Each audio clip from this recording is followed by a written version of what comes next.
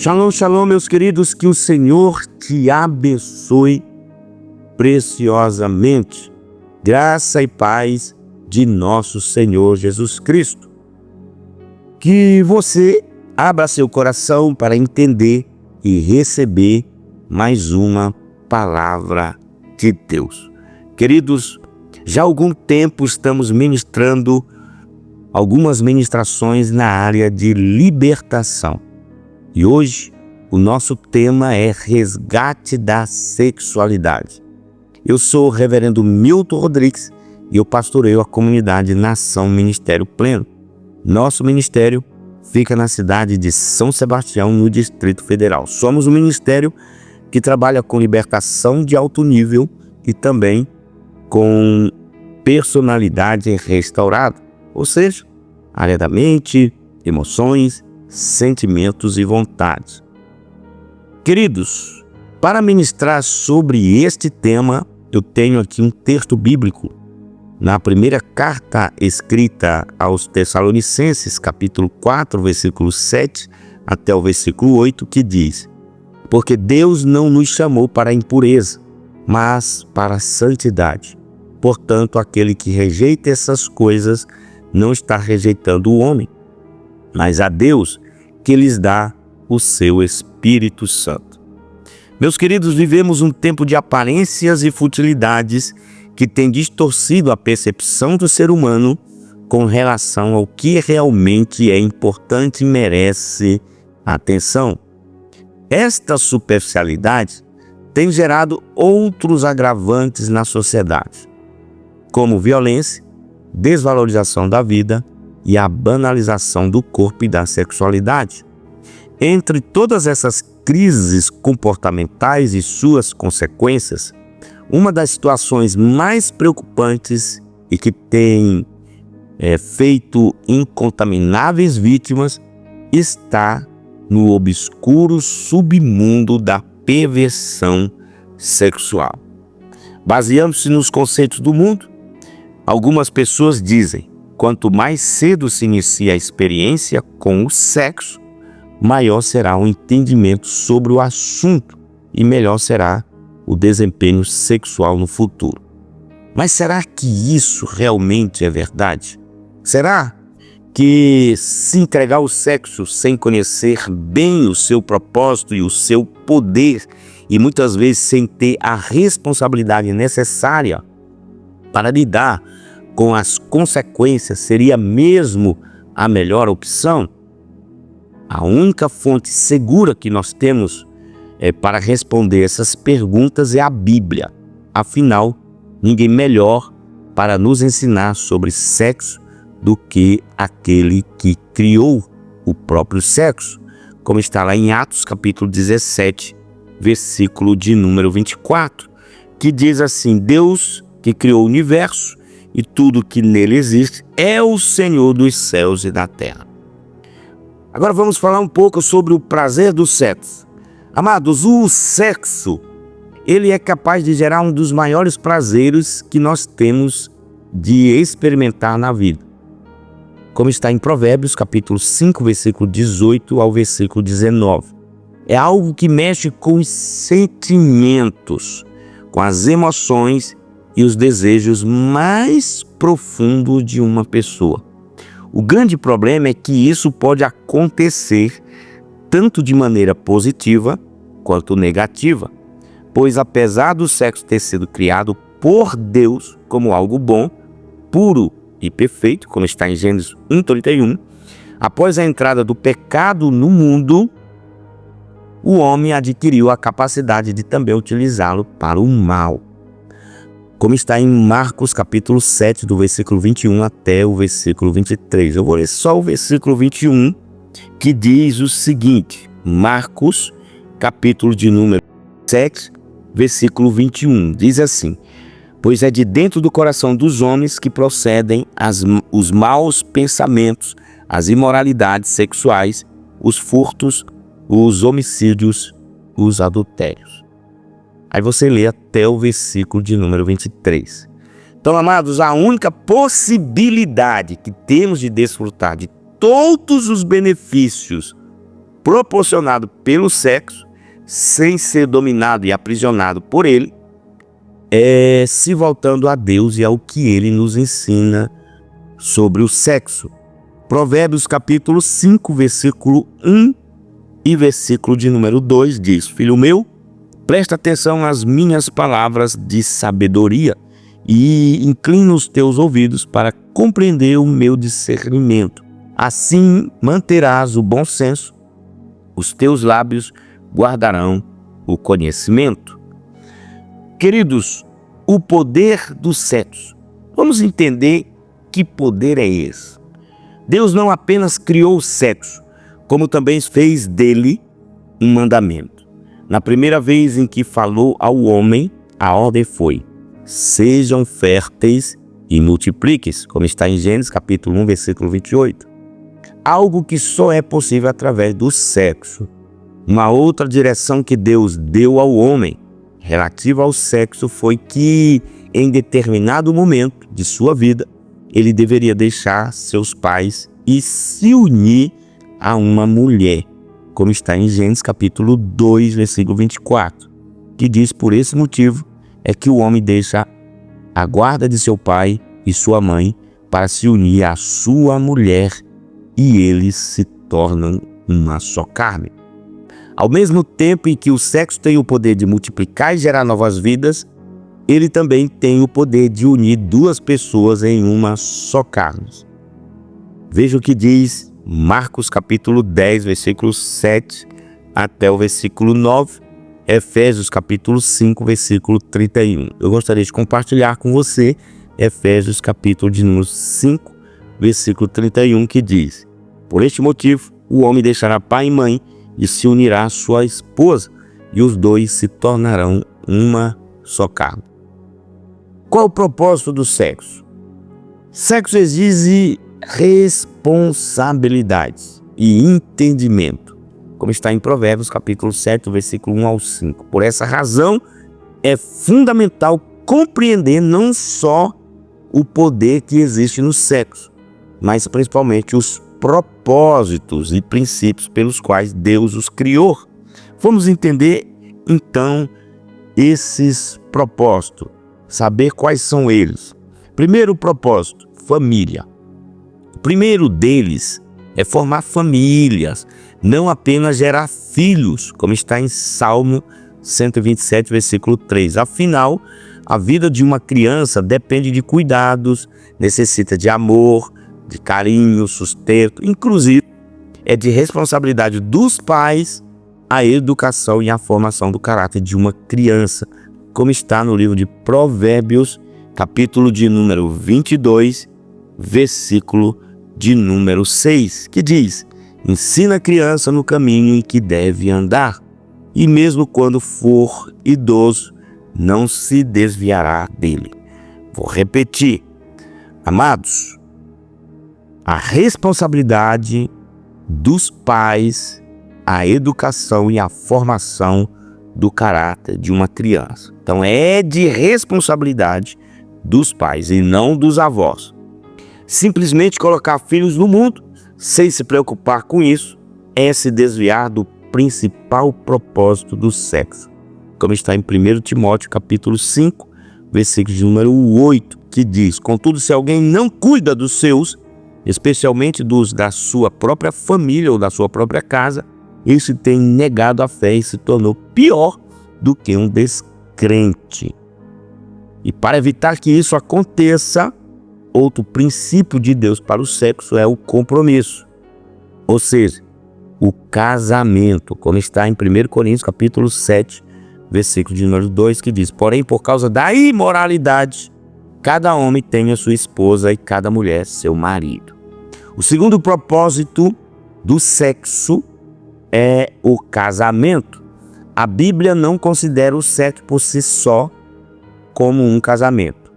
Ela ensina que antes da relação sexual entre um casal, é preciso haver um testemunho público do compromisso entre o homem e a mulher, como está em Mateus, capítulo 1, versículo 18, versículo 19, 1 Coríntios 7, versículo 36 e Hebreus 13, versículo 4. Eu gostaria de compartilhar contigo Hebreus 13:4, que diz: digno de honra seja o casamento entre todas as testemunhas, bem como a pureza do leito conjugal, porquanto Deus julgará os imorais e adúlteros. Contudo, amados, uma vez estabelecido esse compromisso diante da lei e dos homens, é a relação sexual que consolida o casamento diante de Deus, como está lá em Gênesis 24, versículo 67, onde Isaac levou Rebeca para a tenda, onde sua mãe Sara havia morado, e dali ele fez de Rebeca sua esposa e amou muito a sua mulher. Assim Isaac foi consolado após a morte de sua mãe. E a partir daí, queridos, os dois se tornam uma só carne. A Bíblia ensina que agora o corpo do homem pertence à sua esposa e o corpo da esposa pertence ao homem, e que um não deve negar-se ao outro, como está em 1 Coríntios capítulo 7, versículo de número 4, o 5, a parte A do versículo, que diz: a esposa não tem autoridade sobre o seu próprio corpo, mas sim o marido. Da mesma maneira, o marido não tem autoridade sobre o seu próprio corpo, mas sim a esposa. Portanto, não vos negueis um ao outro, exceto por mútuo consentimento, e apenas durante algum tempo, a fim de vos consagrardes à separação. Bem, o terceiro propósito do sexo, queridos, é proporcionar prazer ao cônjuge. É aí que nós podemos compreender mais um importante propósito do sexo: proporcionar prazer ao outro.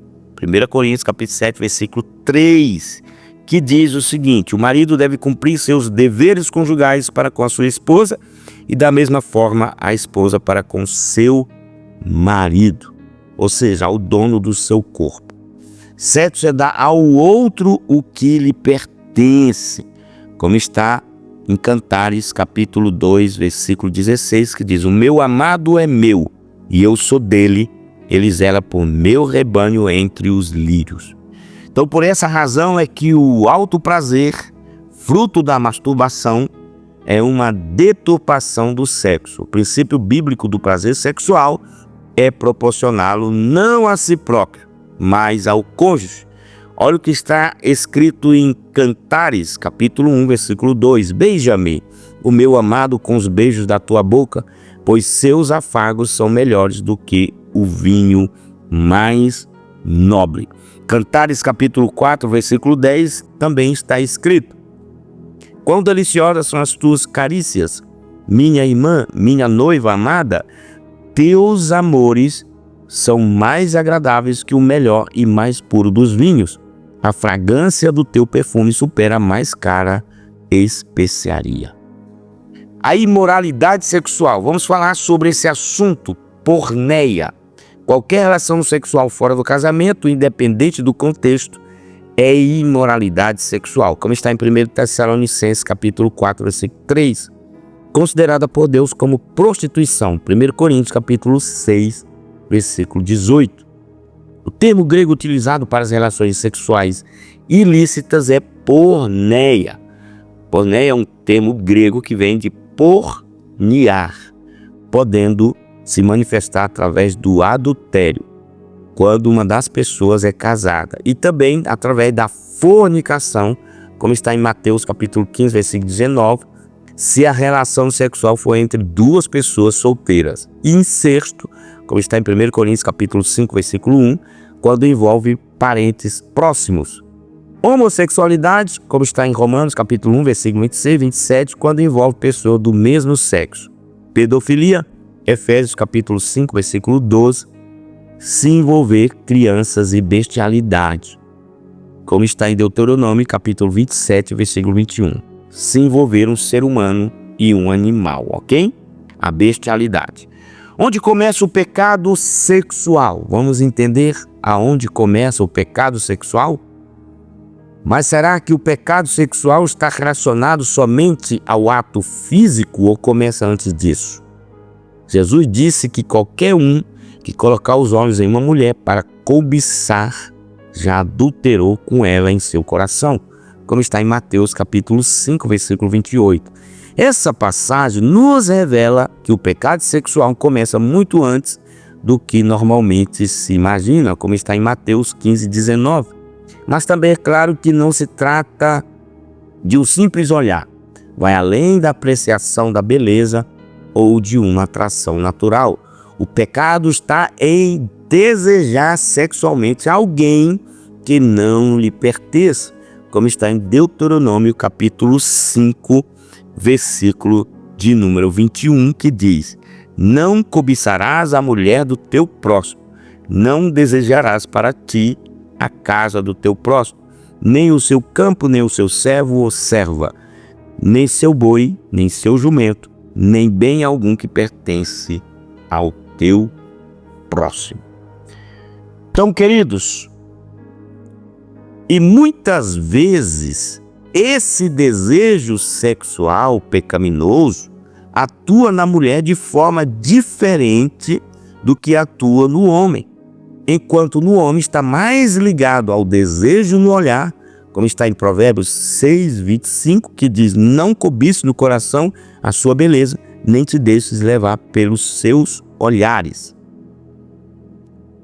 Geralmente, na mulher está no comportamento sensual e na exposição do corpo para ser desejada, como está em 1 Timóteo, capítulo 2, versículo de número 9, a parte A do versículo, e Provérbios 11, 16. Eu quero compartilhar contigo 1 Timóteo, capítulo 2, versículo 9, a parte A, que diz: do mesmo modo, quero que as mulheres se vistam com decência, modéstia e discrição.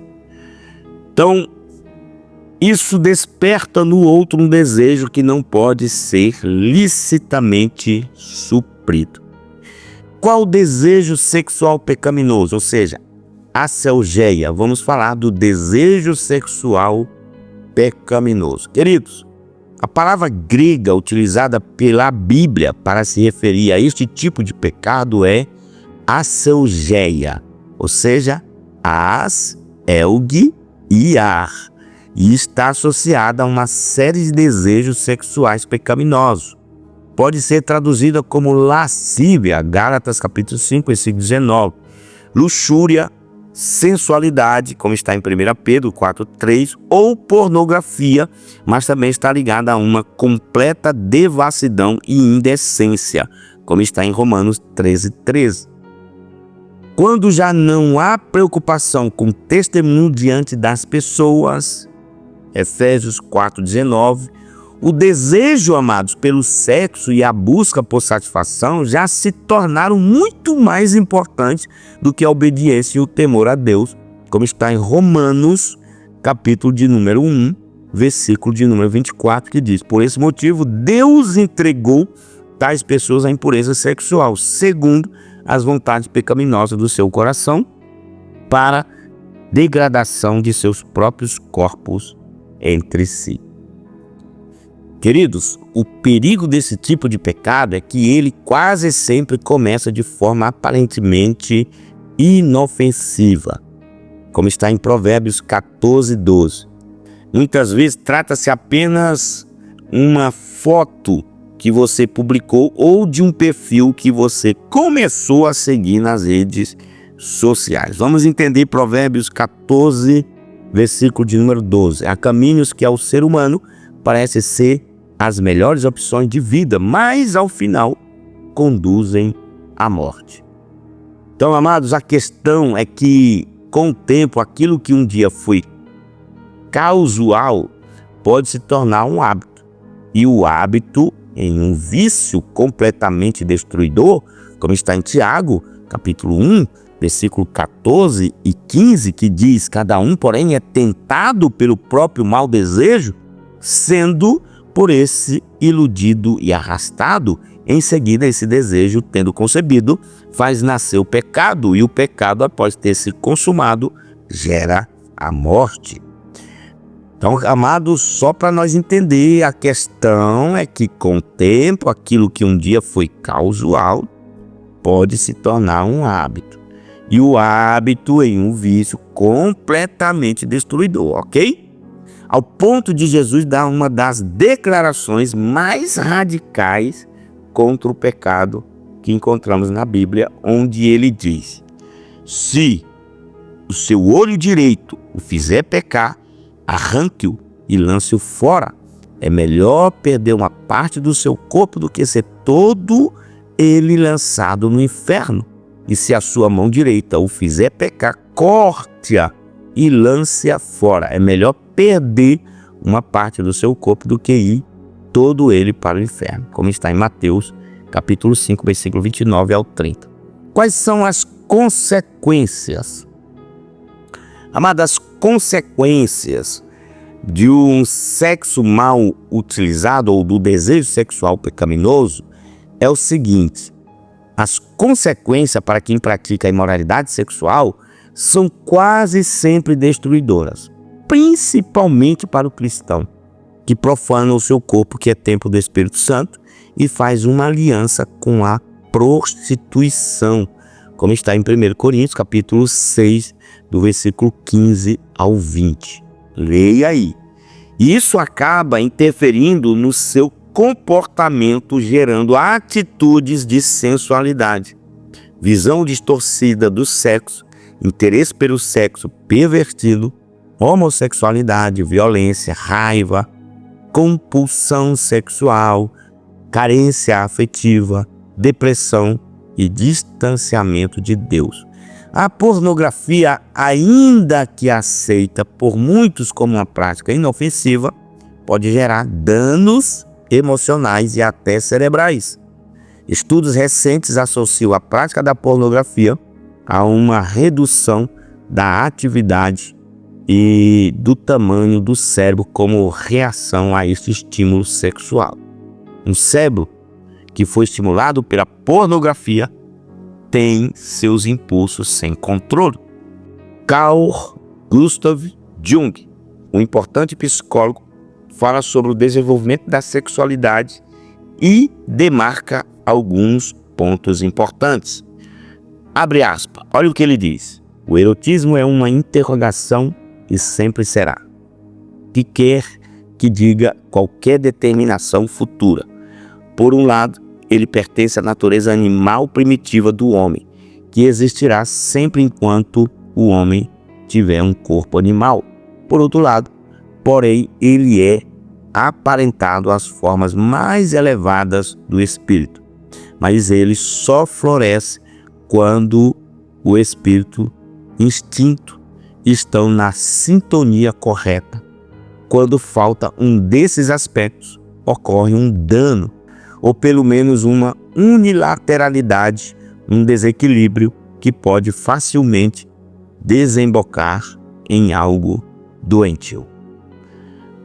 Meus queridos, quando o aspecto espiritual, a emoção, é desvencilhado do aspecto instintivo, ou seja, do prazer, do erotismo, o sexo se torna uma ação mecânica dos órgãos genitais, como uma descarga de energia pulsional, e não como um encontro entre duas pessoas em busca de intimidade.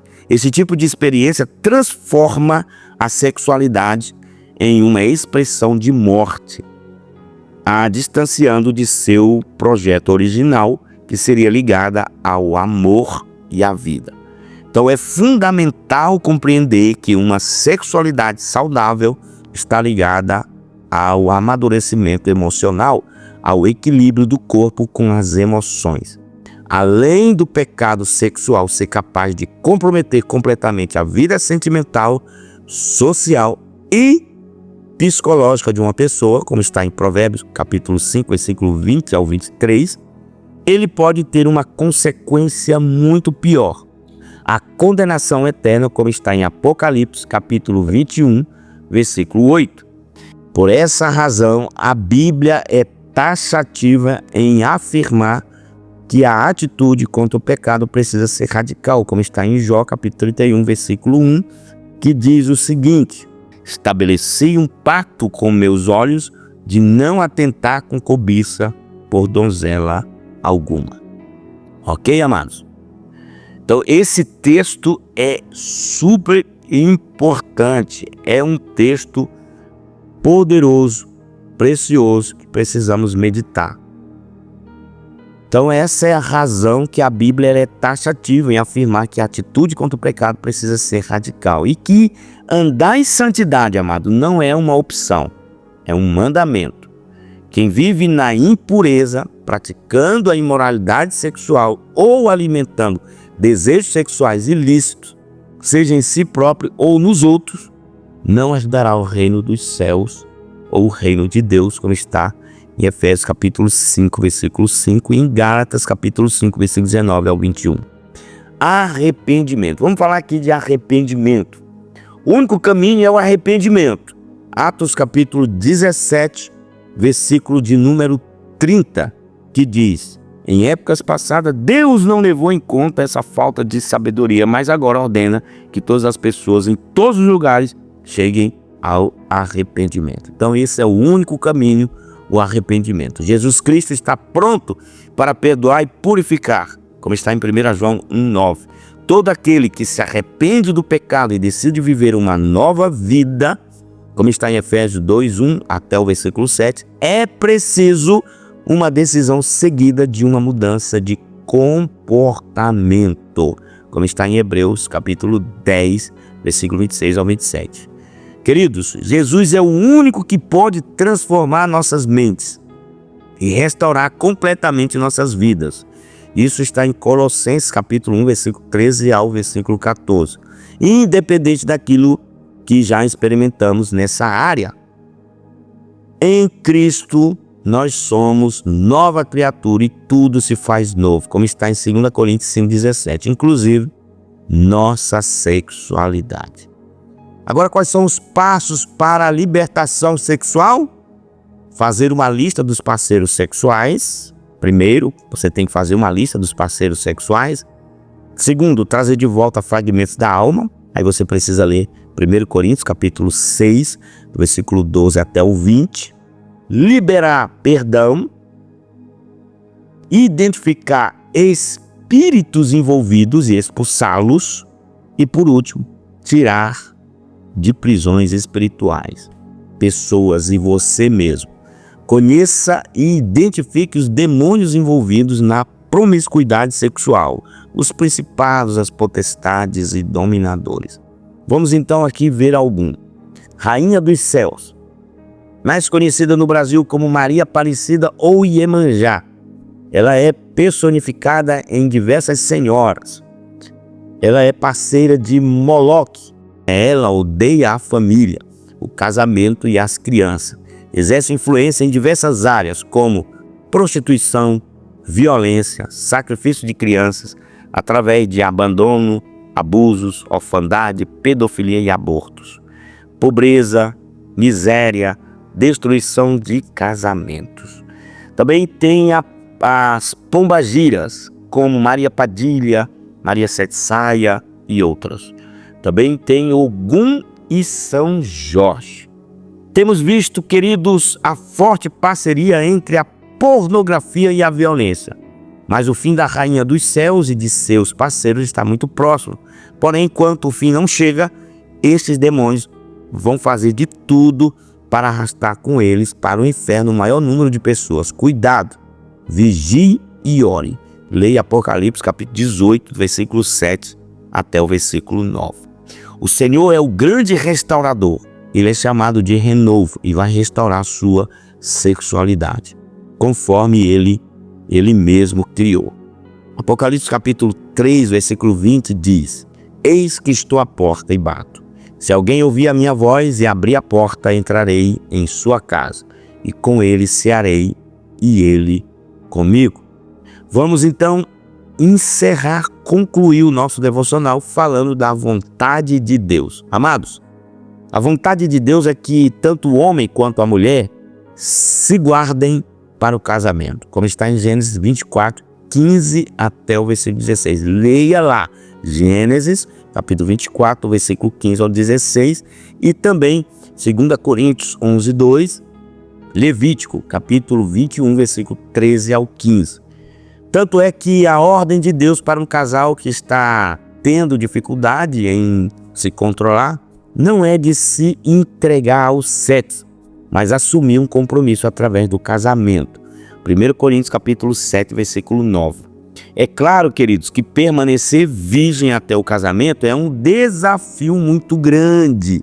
Romanos 12, 2. Principalmente por causa da pressão da sociedade, que incentiva cada vez mais o envolvimento precoce com sexo, como está em Salmos 14, versículo 1. Mas a verdade, queridos, é que não só a Bíblia, como até mesmo estudos científicos, revelam que a antecipação sexual gera sentimentos de insegurança, instabilidade emocional, ciúmes e também desenvolve uma predisposição à infidelidade conjugal. O sexo, ele também foi criado por Deus. O sexo, ele é abençoado por Deus, tá? O sexo deve ser abençoado por Deus, ok? Essa é uma das vontades de Deus.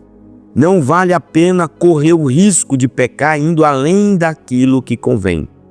No namoro, por exemplo, se limite ao que pode ser feito na frente de outras pessoas sem causar nenhum tipo de constrangimento, como também na ausência. Já no casamento, seja completamente livre para desfrutar do sexo. Apenas tenha o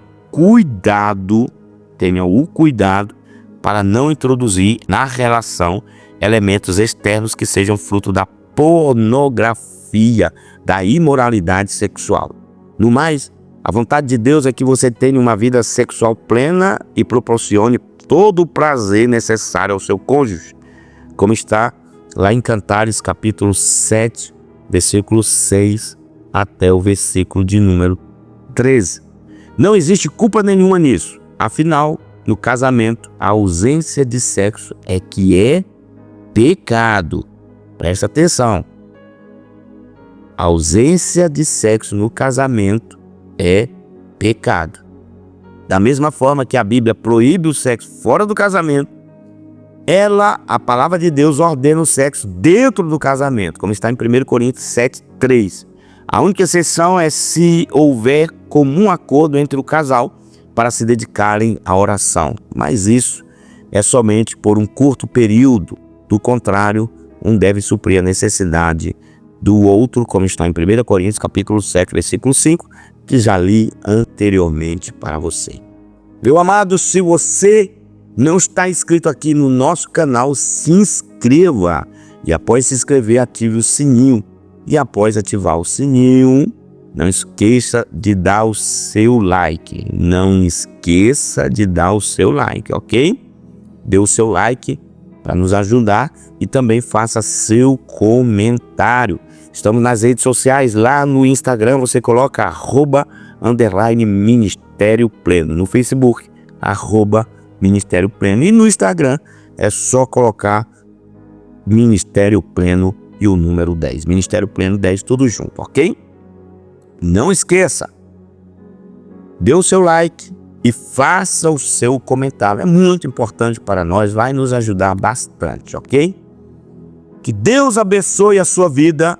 Até o nosso próximo devocional. Um cheiro no coração.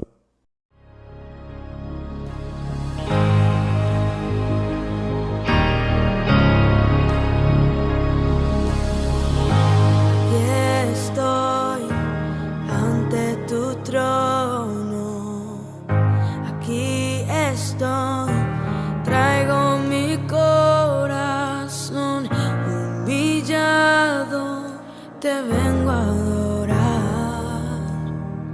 Quebrantado, me postro en tu altar. Necesito que transformes mi interior. Necesito que me llenes de tu amor.